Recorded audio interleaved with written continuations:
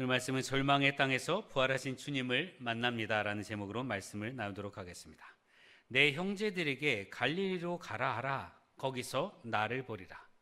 내 형제들에게 갈릴리로 가라 하라. 거기에서 그들이 나를 보리라.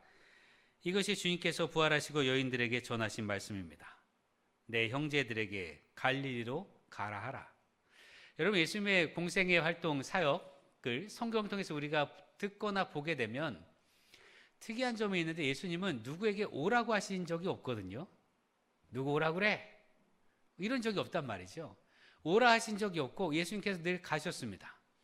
예수님께서 늘 가셨고 사람들이 예수님이 오신다는 이야기를 듣고 몰려들었지, 예수님이 누구 콕 집어서 걔 오라고 그래라, 그 사람 오라고 그래라 하신 게 아니란 말이죠. 예를 들면 솔로몬 행각에 누워있던 38년 된 병자, 그 병자에게 와 그럼 내가 고쳐줄게 하신 게 아니에요. 바디메오에게 소경 앞을 보지 못하는 바디메오에게 너 와 그럼 내가 고쳐줄게 하신 게 아니라, 그 길 가운데 바디메오는 보았고 솔로몬 행각에 누워있던 이는 주님께서 직접 가서 얼음 만지시고 고쳐주셨습니다. 예수님은 언제나 가셔서 고치신 분이고 찾아가신 분이지 오라고 하신 분이 아니라 이거예요. 더군다나 예수님의 공생의 활동 가운데 가장 함께 했던 사람들이 제자들 아니겠습니까? 예수님이 직접 표현하신 것처럼 내 형제들에게 라고 말씀하실 만큼 특별히 아끼는 사람들이 제자들이란 말이죠. 그럼 죽으신 다음에 부활하셔서 제일 먼저 보고 싶은 사람이 제자들이었을 거고 제자들을 만나고 싶어 하셨을 텐데, 예수님의 보통 때라면 가시면 되잖아요. 제자들 있는 곳으로. 그들이 모여 있기도 했고 덜러 흩어져 있기도 했거든요. 그러니까 예수님이 제자들을 만나러 종종 가서 당신의 피 묻은 찢겨진 손과 발을 보여주실 때 그때 있었던 제자들도 있고 없었던 제자들도 있단 말이죠. 그러나 어쨌든 부활하신 후에 처음 부활하심을 목격한 여인들에게 예수님께서 하신 말씀이 가서 거기 가라고 그래. 내가 먼저 가서 있을게. 오라고 하셨단 말이지요. 처음은 천사들의 입을 통해서 말씀하시죠. 7절 말씀 보면 천사들이 빨리 가서 그의 제자들에게 이르되 그가 죽은 자 가운데서 살아나셨고 너희보다 먼저 갈릴리로 가시나니 거기서 너희가 배우리라 하라. 천사에게 말시킨 거예요. 천사를 통해서 야 빨리 가서 전해. 거기서 예수님 만날 거야. 이렇게 말해. 그 다음에 천사가 간 다음에 그것만으로 안 되셨든지 주님께서 직접 여인들을 만납니다. 그러고 말씀하시죠. 가서 내 형제들에게 갈릴리로 가라 하라. 거기서 나를 보리라 하시니라. 다른 땅도 아니고 갈릴리로 가라고 하시는 거예요. 갈릴리, 그것이 도대체 어떤 의미가 있기 때문에 예수님이 먼저 갈릴리로 가시고 거기에서 제자들을 만나겠다고 하셨는가? 다른 이스라엘의 여러 도시가 있잖아요. 뭐 절망의 땅이고 버림받은 땅은 사마리아도 있고 예루살렘도 있고 등등 여러 도시가 있을 텐데 왜 예수님은 갈릴리에 갈 것이다 라고 말씀하셨을까? 예수님께서는요 예루살렘에서 사형 선고를 받으셨습니다. 그렇죠? 대제사장 안나스의 뜰도, 그리고 헤롯 대왕의 궁정도, 빌라도의 법정도 다 예루살렘이에요. 예루살렘에서 사형 선고를 받으셨고 예루살렘 성과 가까운 골고다에서 십자가를 지시고 죽으셨습니다. 반면에 갈릴리는 예수님께서 공생의 활동을 하시던 때 주로 사역하던 곳이 갈릴리입니다. 예수님은 갈릴리에 주로 계셨어요. 가끔 사마리아 땅도 밟기도 했고 6월절마다 해마다 6월절마다 예루살렘에 올라가시긴 하셨습니다만 주로 계셨던 곳이 갈릴리입니다. 갈릴리와 예루살렘 이 두 도시는 서로 상반된 이미지와 모습을 가진 도시입니다. 갈릴리가 어느 도시인가? 갈릴리는요 오래전 이스라엘이 남과 북으로 나눠졌을 때 솔로몬 이후에, 솔로몬이 사후에 남과 북으로 나눠져서 남유다와 북이스라엘로 갈라졌는데 그 이후로부터 다메섹의 베나닷 왕에게 공격을 받았고 하사엘에게 유린되었고 아수르의 디글랏 빌렛의 3세에서 갈릴리 주민이 사로잡혀갔고 바빌론, 페르시아, 마케도니아, 이집트, 수리아에 계속 정복된 도시가 갈릴리예요. 그러니까 이스라엘 전체, 남유다가 전체 망하진 않았는데 남유다가 완전히 망하기 이전에도 갈릴리는요 계속 공격을 받았어요. 그 도시는 계속 공격을 받았고 거기 사람들이 끌려가게 됐고 등등의 어려움을 겪었단 말이죠. 심지어는 거기 주민들이 바빌론 포로 이전부터 포로가 된 사람들도 있어요. 그리고 그 주민은요 다른 나라에서 갈릴리로 와서 강제 이주된 사람들 있잖아요. 우리나라 사람들이 사할린에 가서 강제 이주된 것처럼, 중앙아시아로 가서 강제 이주된 것처럼, 그래서 까레스키라고 불리는 사람들이 있잖아요. 그런 것처럼 강제 이주돼서 이 갈릴리에서 사는 이방인들이 있었단 말이죠. 그래서 유대인들은 이방의 갈릴리라고 불렀어요. 예루살렘 안에 있으나, 이스라엘 안에 있으나 이 땅은 이방 땅하고 똑같다. 그러니까 지금 우리 얘기하면 차이나타운, 거기 우리 땅 아닌 거지? 라고 생각하는 것처럼 말이죠. 마태복음 4장 15절을 보면 스불론 땅과 납달리 땅과 요단강 저편 해변길과 이방의 갈릴리요. 그렇습니다. 더 나가서 빌립이 나다나엘에게 메시아를 전했을 때 나다나엘에게 묻습니다. 빌립에게 나사렛에서 무슨 선한 것이 나겠느냐. 이때 이 나사렛은 갈릴리의 성읍이에요. 갈릴리라고 하는 지역 안에 있는 여러 성, 예를 들면 서울 안에 있는 중곡동, 광진구 이런 것처럼 그만큼 갈릴리는요 멸시의 대상이고 가장 낮은 곳이고 가장 가장자리의 도시입니다. 사람들이 무시하는 도시가 갈릴리예요. 그러니 그 사람들이 얼마나 마음이 무너져 있겠습니까? 예수님께서 공생활동을 하시며 갈릴리를 찾기 이전에 그 갈릴리 지역의 사람들은요 희망도 없고 소망도 없는 사람들이에요. 그냥 우리는 버림받은 사람처럼 여겨졌단 말이죠.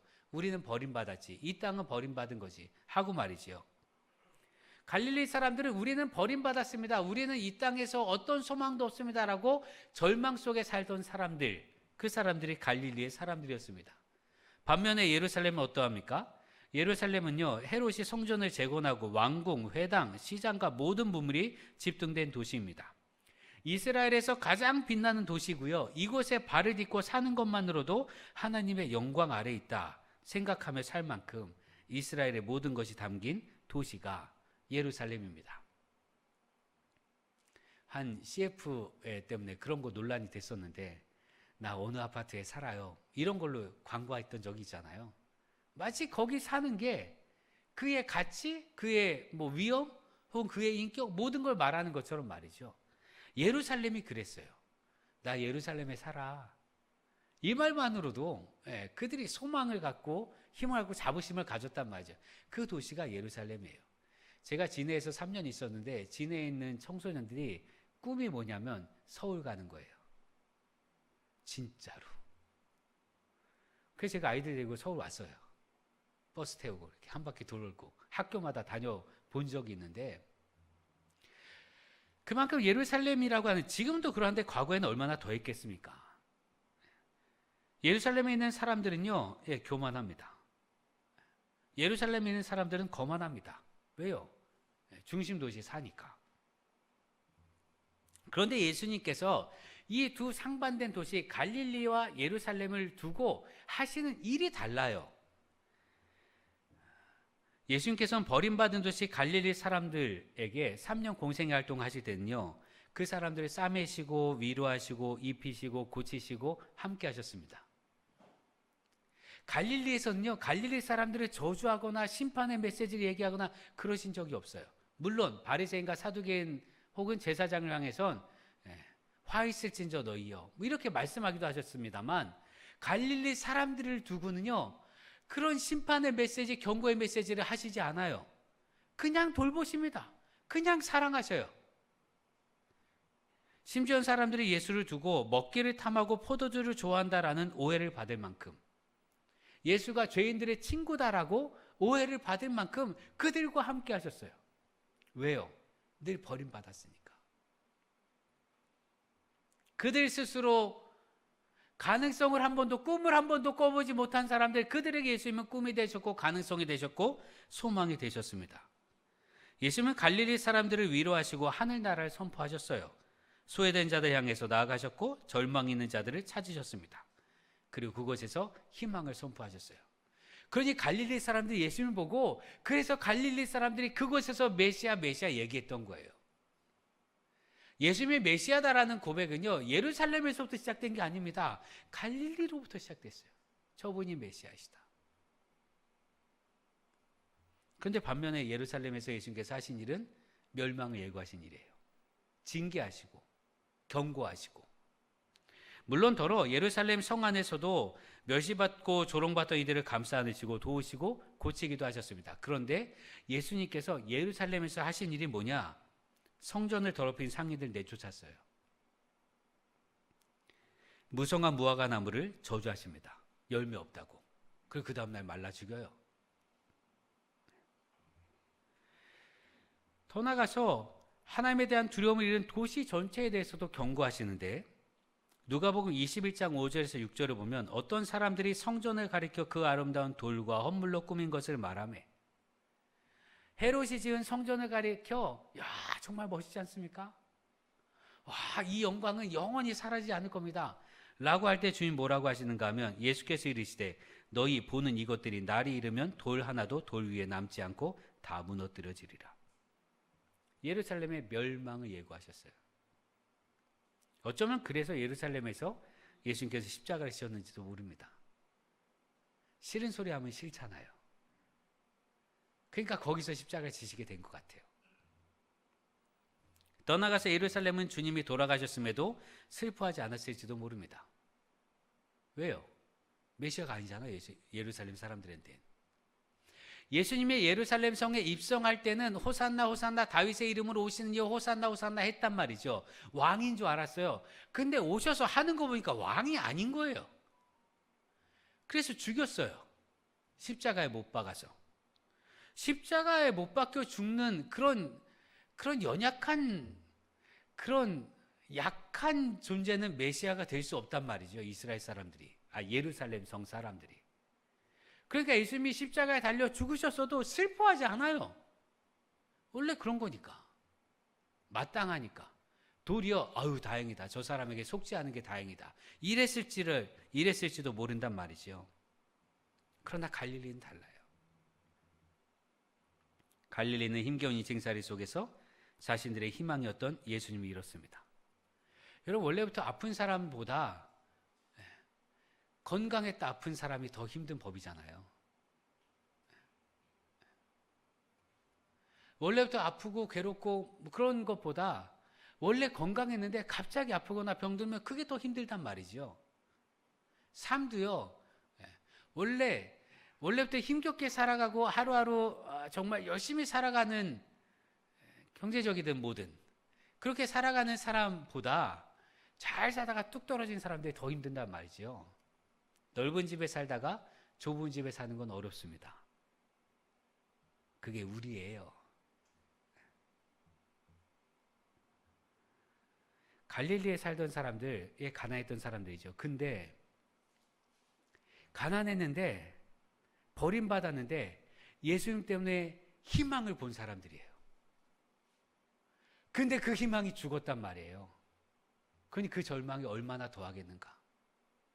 될 듯한데 안 될 때가 힘겨운 법이거든요. 이제 좀 살만했더니 이제 희망이 보인다 싶었는데 더 큰 절망이 다가오는 거예요. 실상 무언가를 기대하게 되었는데 기대가 무너지면 실망이 더 큰 법입니다. 그게 우리입니다. 그래서 갈릴리는 예수님이 죽으심을 보고 깊은 절망에 빠진 거예요.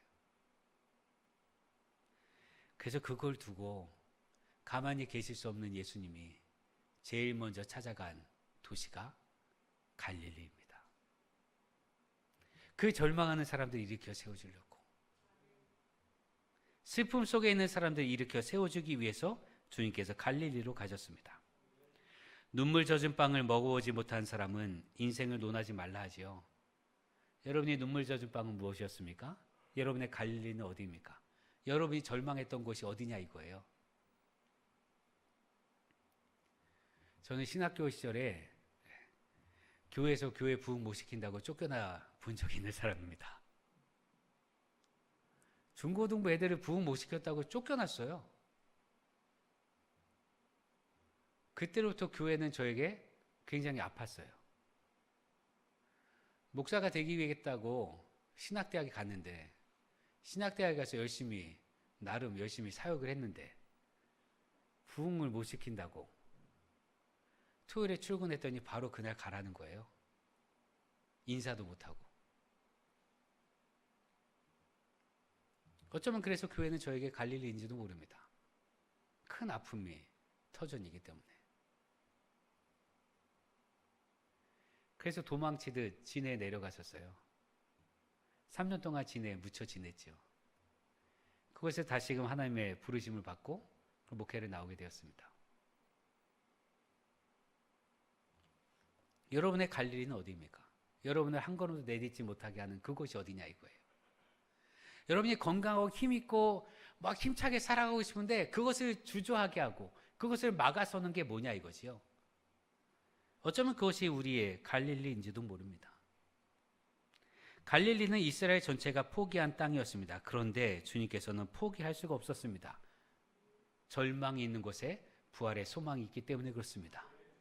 절망이 있는 곳에 주님이 계시기 때문에 그렇습니다.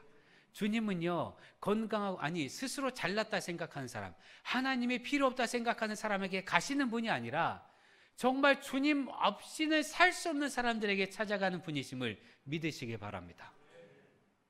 더 나아가서 하나님 없다 생각하는 사람들은요, 그 스스로 교만하다 멸망하게 될 줄로 믿습니다. 그게 성경의 경고예요. 자기 잘난 맛에 하나님 없다 살아가는 사람들, 하나님 없어도 된다 하는 사람들, 그 사람들은 결국 멸망하게 되어 있습니다. 그러니 그 죄인들이 잘 되는 것, 그 죄인들의 형통을 보고 부러워하지 않는 우리가 되길 바랍니다. 더 나아가서 시인은 이렇게 고백하죠. 내가 자칫 잘못해서 죄인들의 형통함을 보고 넘어질 뻔했다고 얘기한단 말이지요. 하나님 없는 복은요, 복이 아니라 저주예요. 그러니 주님 안에서 주님 안에 붙들고 살아가는 우리가 되기를 기도합니다. 주님은 여러분을 찾아오십니다. 여러분의 절망의 땅에 찾아오십니다. 여러분이 이 부분은 정말 안 되겠다는 바로 그 부분에 찾아오셔서 소망과 희망을 주시는 분이 주님이십니다. 갈릴리에서 그들이 나를 만나리라. 절망의 땅에서 그들이 나를 만나리라. 그렇습니다. 절망의 땅, 그 자리가 부활하신 주님을 만날 수 있는 자리인 줄 믿습니다. 여러분의 지금의 자리는 어디입니까? 여러분이 처하고 있는 자리가 희망의 자리입니까? 절망의 자리입니까? 그 절망의 자리에서 주님이 오십니다. 희망과 소망으로 바꾸어 주실 줄로 믿습니다. 그러니 절망의 자리는 피하고 도망칠 자리가 아니라 오히려 더 굳게 다시 그 자리에서 주님을 만나야 할 자리인 줄 믿습니다. 갈릴리에서 그들이 나를 만나리라. 여러분이 지금 그 자리에서 주님을 만나면 그 자리가 소망의 자리, 하나님 나라가 될 줄로 믿습니다. 기도하겠습니다.